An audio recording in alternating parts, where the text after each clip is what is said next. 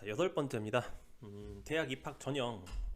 어떻게 보면 이 가이드에서 가장 중요하고 가장 알아두셔야 하는 그런 내용이고요. 분량도 가장 많습니다. 그래서 지금부터는 정말 중요하니까요. 혹시 피곤하신 분들은 쉬시고 다음에 시간적 여유가 있었을 때 조금 집중하셔서 좀 그렇게 들으시는 게 어떨까 싶습니다. 자, 요거는 이제 올해 내년이죠. 그러니까 내년 2023년을 이제 기준으로 작성을 했고요. 이게 최신화가 된 자료도 있고 안 된 자료도 있는데 어지간한 것들은 최대한 최신화를 하려고 노력을 했습니다. 우리 아이들이 가는 때는 2026이 되는 건가요? 그 정도가 되기 때문에 바뀔 수는 있지만 아시다시피 대입 전형이 막 갑자기 확 바뀌고 이러진 않거든요. 그래서 이런 기조로 보통 흘러간다라고 보셔도 무방할 것 같습니다. 대학 입학이라는 건요, 똑같은 학생들, 모든 학생들에게 똑같은 기회를 부여하거든요. 예를 들어서 총이 있다라고 하면, 대학을 갈 수 있는 총이 있다라고 하면 수시에서는 6개의 총알을 줍니다. 쏠 수 있는. 근데 그 총알을 누워서 쏴도 되고, 일어나서 쏴도 되고, 뭐 앉아서 쏴도 되고, 뭐 경량을 해도 쏴도 되고, 눈 감고 쏴도 되고, 그냥 자유롭게 쓸 수 있는 거죠. 정시는 마찬가지로 이제 3번의 기회가 있습니다. 총 특별한 경우를 제외하고는 9번의 총알을 쏴서 대학에 입학을 하느냐 못하느냐, 혹은 원하는 학교를 가느냐 못 가느냐, 원하는 학과를 가느냐 못 가느냐, 뭐 이런 차이가 있을 수 있고요. 100명을 기준으로 봤을 때 전체에서 전형 중에서 한 45% 정도는 학생부 교과 전형이라는 것으로 진학을 합니다. 그리고 24%는 학생부 종합 전형으로 가고요. 논술로는 3%, 실기 전형으로는 6%, 그리고 이제 수능, 정시라고 하는 수능 위주로는 22% 정도의 학생이 진학을 합니다. 이제 뒤에서 하나하나씩 아주 자세하게 설명을 해드리겠지만 이 퍼센트로 보시면 좀 눈치가 빠르시다든지 아니면 이걸 좀 아시는 분들, 정보를 아시는 분들은 이거 잘못된 거야 아니야 라고 분명히 얘기하실 거거든요. 이제 그 내용들도 뒤에 있으니까 하나하나씩 설명을 자세하게 해드리도록 하겠습니다. 그리고 요것들은요, 들으시면서 궁금하시거나 이런 것들이 있으면 뭐 앞에 내용도 포함해서 피드백을 해드릴 수 있으니까 카톡으로 1대1 대화로 말씀해 주시든지 유튜브 리플로 이렇게 달아두시면 제가 시간 날 때마다 확인하고 달아드리도록 하겠습니다. 그리고 거기에 맞춰서 영상도 또 추가적으로 만들 수도 있고요. 우선 이 아까 얘기했던 총알, 6개의 총알, 3개의 총알에 포함되지 않는 경우들이 있어요. 이제 이거는 왜 그러냐면 교육법이 아니고 이제 특별한 여기 과학기술원법 뭐 이렇게 다 법이 다르기 때문에 그 정시 수시 기준에 들어가지 않는 거거든요. 근데 이게 꽤 중요한 게 첫 번째 제가 색깔로 이제 칠해놨던 것처럼 이공계 특성화 대학교가 물론 이제 카이스트는 옛날부터 유명했죠. 뭐 포항공대도 그렇고. 근데 요즘에는 특별히 더 이과 계열 특성화가 굉장히 중요하기 때문에 요즘에는 거의 이 이공계 특성화 대학교들이 아마 부모님 세대, 보호자분들 세대에서는 카이스트를 제외하고는 뭐 약간 나쁘게 얘기하면 쳐주지도 않았거든요. 근데 요즘엔 거의 최상위권이라고 보시면 됩니다. 여기 있는 학교들이. 그러니까 엄청나게 인기가 좋고 가면은 취업이 보장이 되고, 특히나 또 여긴 지원이 많아서 가면 장학금도 되게 많거든요. 그래서 굉장히 주목할 만한 그런 학교들이라고 좀 기억을 해두시면 좋겠습니다. 가로쳐는 거는 한 해에 뽑는 인원수를 쏘는 거고요. 수시로도 뽑고 정시로도 뽑는데 거의 대부분 수시라고 보시면 돼요. 정시는 정말 극소수를 뽑습니다. 그래서 이제 지역의 이름을 따서 뭐 D는 대구겠죠, 대구. 뭐 G는 저기 광주인가, 그쵸? 카이스트는 저기 대구고, 유니스트는 울산, 그리고 켄테크. 뭐 이거는 최근에 이번에 생겨서 아마 올해 생긴 거로 제가 알고 있는데 이게 한전 관련 아마 대학이라고 제가 알고 있습니다. 근데 지금 한전이 간당간당한데 지금 어떻게 될지 잘 모르겠거든요. 어찌됐든 이공계 특성화 대학교들은 아까 얘기했던 수시 6번에 포함이 되지 않고요. 조금 미리 뽑습니다. 그러니까 우선 선발 개념이라고 보시면 되고요. 그래서 여기를 가고 싶은 학생들이 여기에 맞춰서 좀 준비를 하시면 좋고, 요거야말로 목표가 되게 특성화라는 게 딱 특정되어 있다라는 소리잖아요. 그래서 여기에 맞춰서 준비를 하시는 게 좋을 것 같습니다. 두 번째는 뭐 전통의 강호죠. 육군사관학교, 해군사관학교, 공군사관학교, 그러니까 사관학교들 혹은 경찰대입니다. 차이점은 뭐 육사 안 간다고 군인이 못 되는 건 아니죠. 하지만 여기 나오는 사관학교 출신들이 훨씬 더 진급이 빠르다. 경찰대 출신이 진급이 빠르다라는 건 아마 굉장히 여러 군데에서 많이 들어보셨을 겁니다. 그래서 저희 때는 이 군인이 되게 기피 직업 중에 하나였지만 요즘에는 이제 공무직이기 때문에 굉장히 인기가 좋은 편이죠. 그래서 육사, 해사, 공사 제가 알기로는 사관학교는 아마 3학년 1학기 때 다 뽑는 걸로 알고 있어서 이거 준비하는 친구들은 미리 다 준비를 하고 체력부터 해가지고 전부 다 준비를 해놓고 이게 떨어지면 보통 이제 보통 수시, 정시 이런 거를 보는 걸로 제가 알고 있거든요. 그렇게 보시면 좋겠습니다. 그래서 이런 것들도 한 해에 이 정도의 인원을 뽑는다라고 생각하시면 되고요. 이 친구들은 수시 전형 X에 포함이 되지 않습니다. 자, 그럼 수시부터 한번 얘기를 해볼까요? 수시에 이제 크게 보면은 네 가지의 분류로 볼 수 있어요. 근데 대학교에서는 학생부 교과 전형이라고 하는 경우는 거의 없고요. 다 각 학교마다 이름이 다릅니다. 그래서 학생부 교과 전형이라는 게 무엇이냐라고 하면요. 일단 첫 번째 특징은 모든 전형을 통틀어서 가장 모집 인원이 많습니다. 위에서 보시는 것처럼 전체의 45%면 대학을 가는 사람들 중에서 반 정도의 비율을 요거로 뽑는다라고 보시면 되고요. 그렇다고 해서 우리가 알고 있는 것처럼 내신 100%를 무조건 내신 100%를 교과 전형이라고 하는 건 아니고요. 반영 비율이 50% 그러니까 반 정도 이상이면 다 학생부 교과 전형으로 봅니다. 근데 거의 대부분 내신 100%인 경우가 많습니다. 요즘에. 교과 성적이 가장 반영 비율이 크겠죠. 왜냐하면 이름에서 교과 전형이라고 되어 있다는 건 교과 성적이 제일 중요하다는 겁니다. 근데 간혹 가다가 이제 내신 100%가 아닌 경우, 뭐 다른 것들이 포함되는 경우들이 있긴 있어요. 뭐 면접을 본다든지 이제 비교과라는 건 뭐 출결, 봉사 뭐 이런 교과 관련 없는 생기부의 내용을 보는 겁니다. 그리고 적성고사 많이 없어지고 아마 우리 아이들 때면 없어지지 않을까 싶긴 한데 약간 적성고사가 뭐냐면 그 뭐죠? 검정고시 같은 개념이라고 보시면 돼요. 검정고시 수준 혹은 그보다 약간 위 정도의 문제를 풀어서 그 점수를 가지고 적용을 하는 겁니다. 그래서 이 적성고사가 공부를 평소에 안 했던 친구들이 이 적성고사 그냥 준비해가지고 잘 해서 대학교 가는 경우들이 꽤 많았습니다. 한때 되게 이게 유행이었거든요. 그래서 가장 이 적성고사로 이익을 많이 봤던 게 이제 중하위권 중에서 가천대라는 학교. 이 학교가 적성고사를 통해서 되게 많이 뽑고 그래서 이제 지방을 내려가기 싫으니까 수도권 내에서 중하위권이지만 애들을 많이 모아서 되게 많이 상승했던 그러니까 평판이 올라갔던 그런 학교 중에 하나라고 저는 생각을 합니다. 이런 것들도 있고요. 학생부 교과 전형이 되게 특징이 뭐냐면요. 수능 최저 학력을 다 봅니다. 거의 대부분. 어지간한 학교는 다 보신다고 보시면 되고요. 수능 최저를 안 보면 더 문제예요.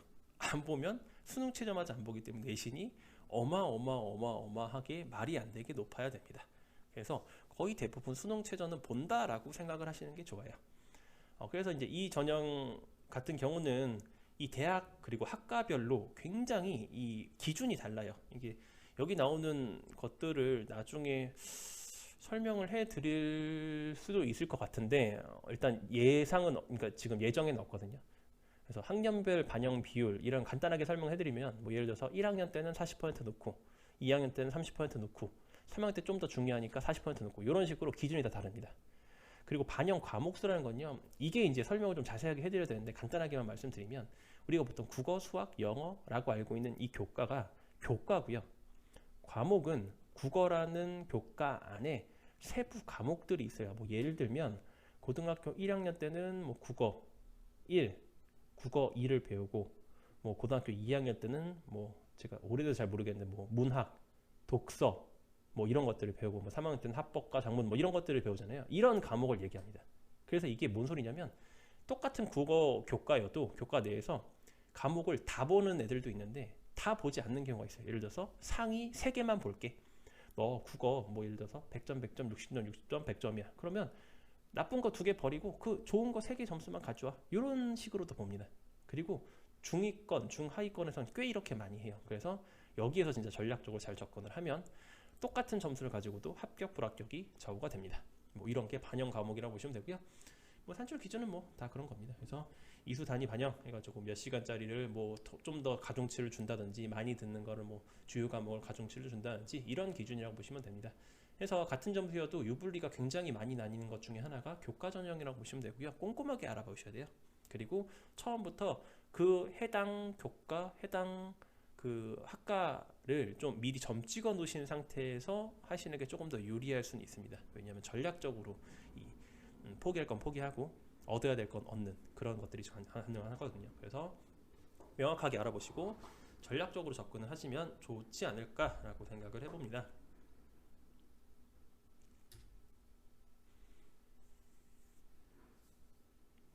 두 번째로 학생부 교과 전형의 이제 유형, 반영 비율을 간단하게 볼게요. 간단하게 설명해드리면 교과 100%인 경우가 제일 많습니다. 수능 최저 학력 기준은 있는 경우가 대부분이고요. 없는 경우는 거의 없습니다. 이제 그 밑에는 거의 드물다라고 보시면 돼요. 거의 없는데 가끔씩 이제 면접을 보는 데가 있어요. 그래서 면접 비율은 40이 넘는 경우가 거의 없는데요. 보통 한 10%, 20% 이렇게 작은 비중으로 봅니다. 대신 이제 그게 있다라는 건 어쨌든 애들을 보고 싶다는 거잖아요. 이 사람이 어떤 사람인지 좀 확실하게 가리고 싶다. 그래서 면접 유형은 학종, 이제 뒤에 나올 학생부 종합 전형의 면접에 비해서 그냥 기본적인 편이라고 보시면 돼요. 엄청 막 그런 건 아니고요. 그냥 기본적인 면접이라고 보시면 됩니다. 그리고 이제 학생부 서류를 보는 경우도 아주 드물게 있고요. 그리고 마지막으로 아까 말씀드렸던 적성고사를 보는 경우가 우리 애들 때는 없겠죠. 있을 수도 있고 없을 수도 있고, 근데 거의 없어진 추세라고 보시면 되겠습니다.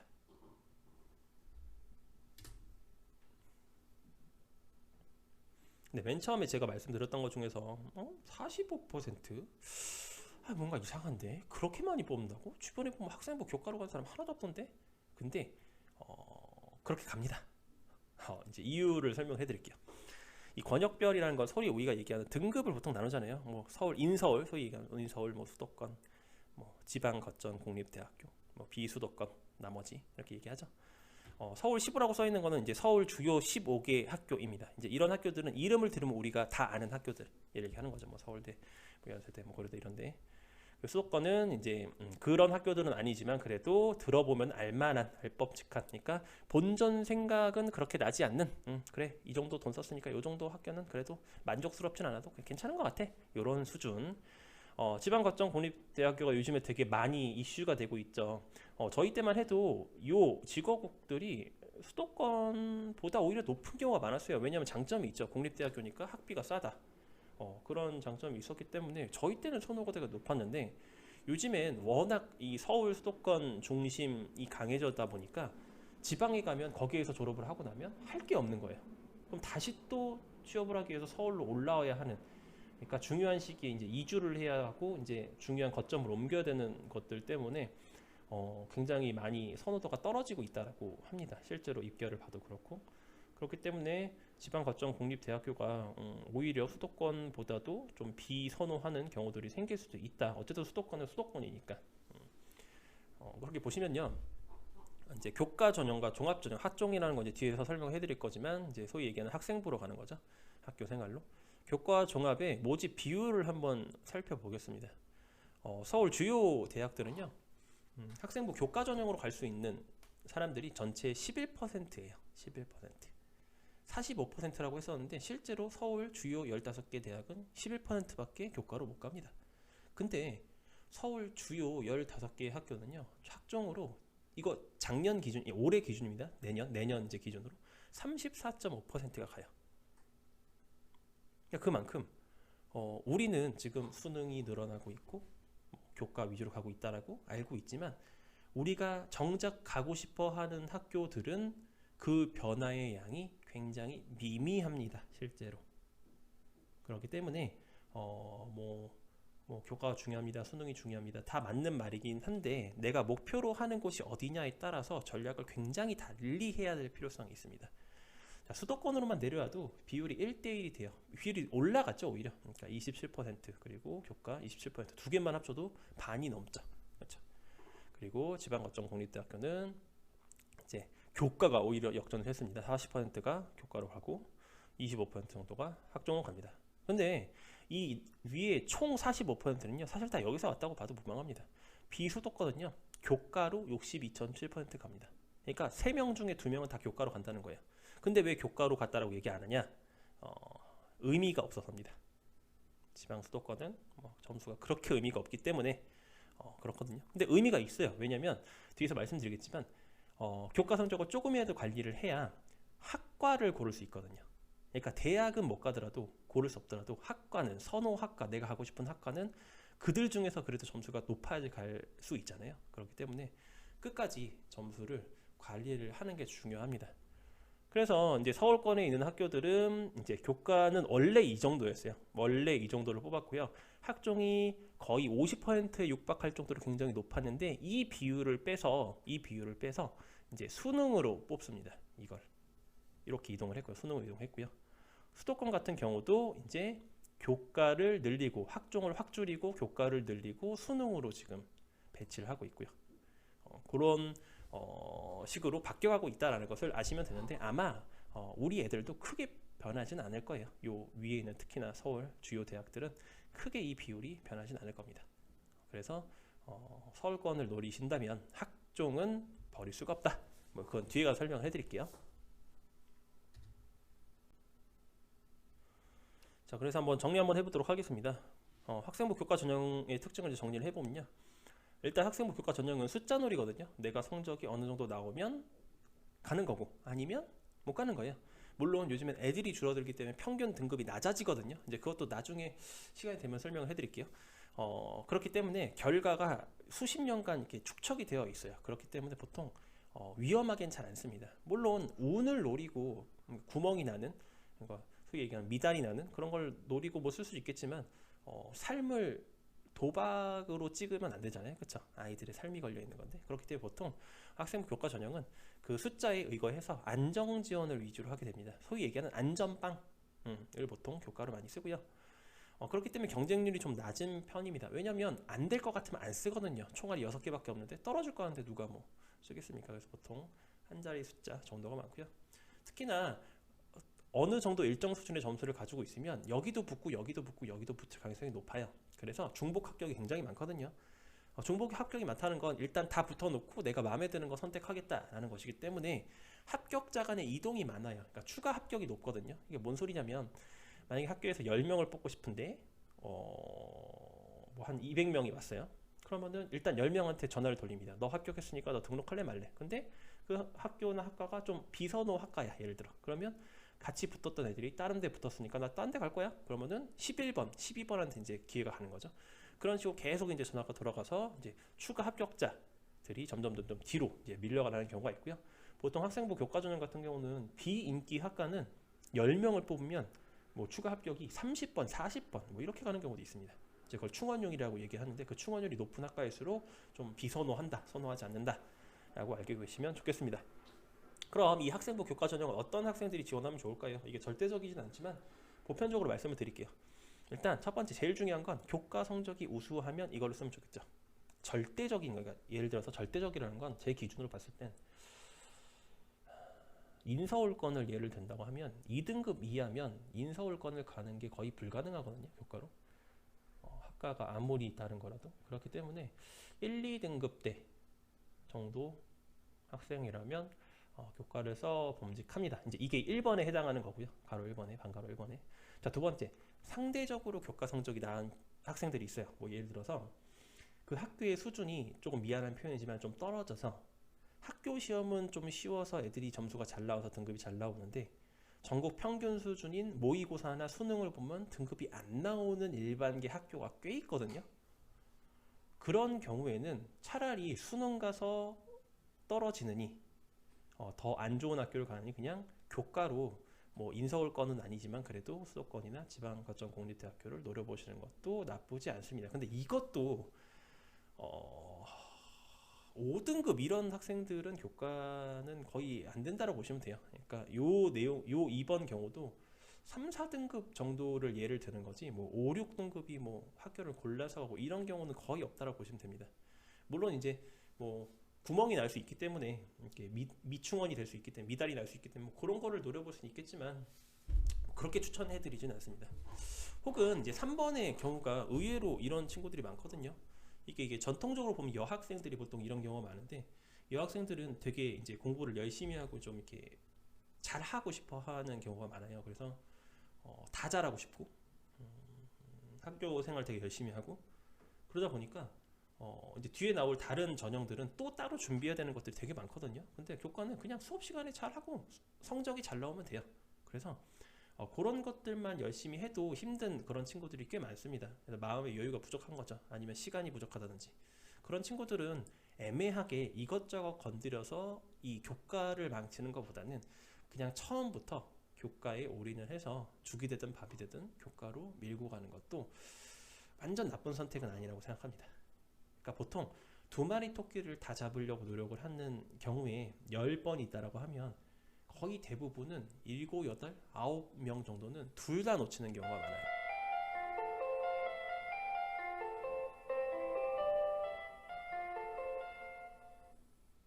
그래서 둘 다 놓치느니 차라리 한 마리라도 제대로 끝까지 쫓아가는 게 훨씬 더 효율적이지 않을까 그렇게 생각이 됩니다.